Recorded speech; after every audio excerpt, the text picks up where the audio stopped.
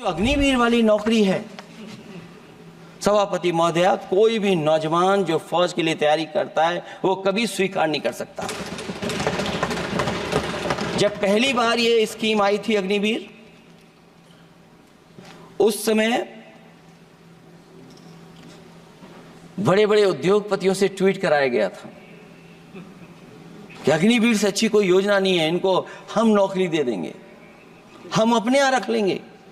और शायद सरकार में बैठे लोगों को यह बात याद होगी, क्योंकि सरकार खुद स्वीकार करती है स्कीम ठीक नहीं है, तभी वो अपनी अपनी सरकारों से कह रहे हैं कि अग्निवीर वाले जो लौट करके आएंगे उन्हें कोटा दीजिए, आप नौकरी दीजिए।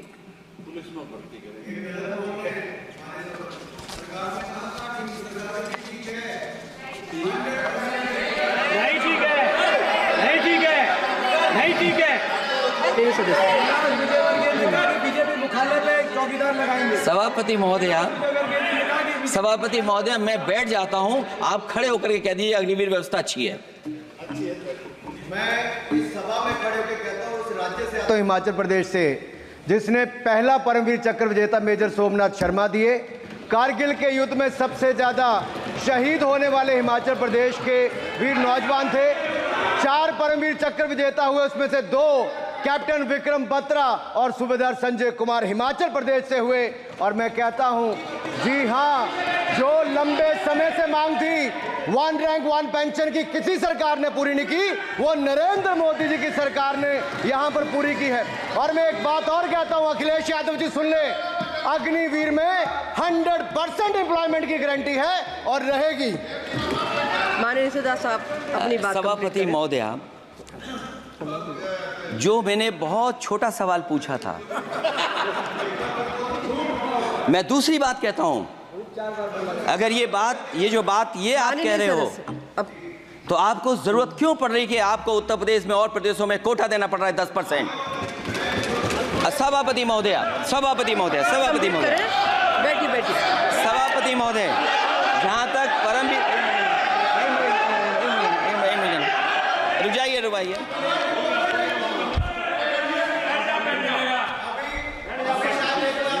अरे सुनने दो। माननीय सदस्य आप अपनी सभापति महोदय, सभापति महोदय, चैल जानते हैं आप कहाँ हैं? चैल जानते हैं आप कहाँ हैं? कभी गए हो मिलिट्री स्कूल में?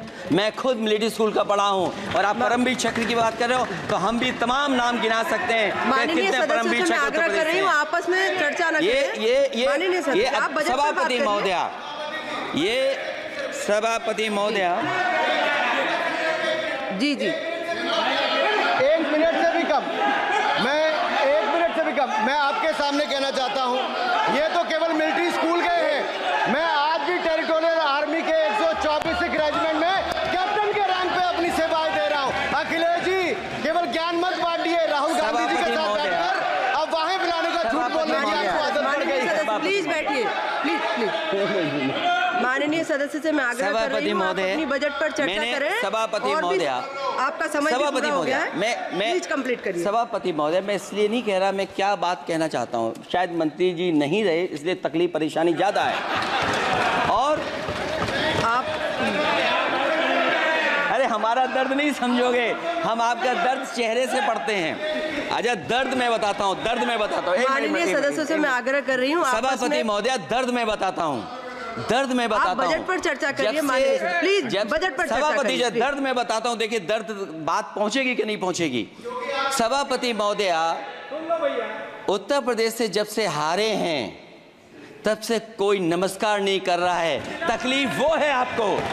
कंप्लीट करिए। वो वीडियो हमने देखा है कि कोई किसी को नमस्कार नहीं कर रहा है, कोई किसी को देख नहीं रहा है। चलिए, धन्यवाद माननीय। और जो अपने आप को बहुत ताकतवर कहते थे, आप अपने आप को, जिसने हराया उसको नहीं ये हटा पा रहे हैं।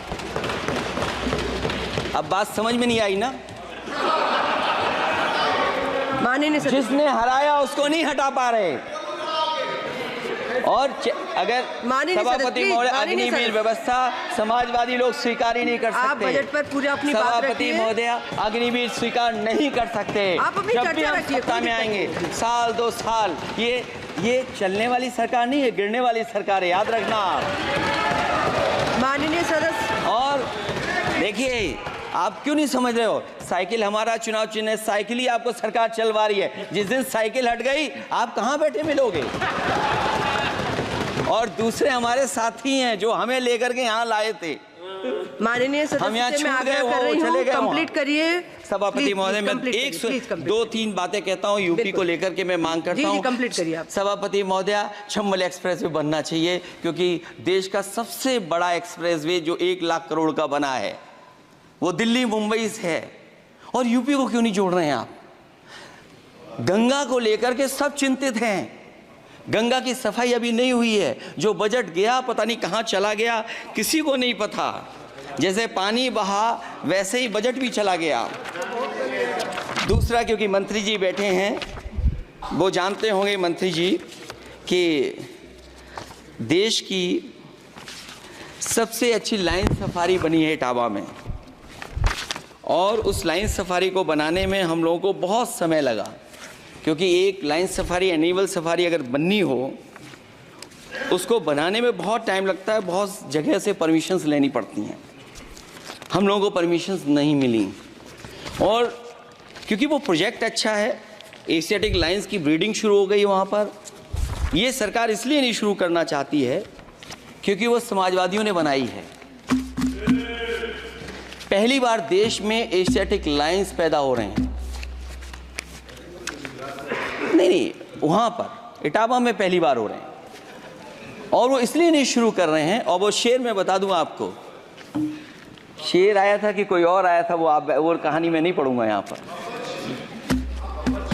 फिर मैं बोल दूंगा तो फिर कहोगे कि क्या बोल दिया मैंने, इसलिए मत बुलवाइए तो ही अच्छा है।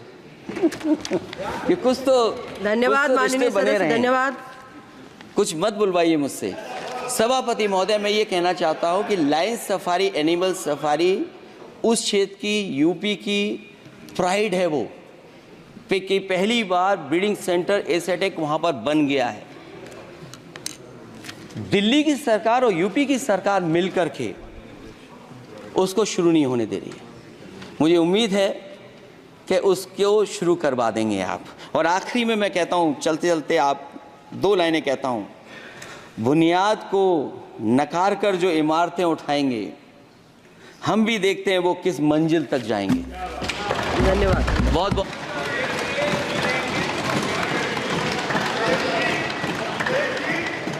अखिलेश जी, कुछ ज्ञान माननीय विपक्ष के नेता को भी दे दीजिए। आपने अच्छा भाषण दिया, उनको भी सिखा दीजिए। हालांकि अयोध्या को मैंने कहा हम काम नहीं रोक रहे हैं, लेकिन सभापति महोदय मैं कहना चाहता हूं, इन लोगों का कौन टाउन प्लानर है, कौन आर्किटेक्ट है, मैं नहीं जानता हूं, लेकिन ये जब सरकार से चले जाएंगे तो विश्व की सबसे बढ़िया नगरी अगर कोई बन करके दिखाएंगे तो वो अयोध्या नगरी होगी। माननीय सदस्य, क्योंकि इससे बड़ा सम्मान और कोई नहीं हो सकता।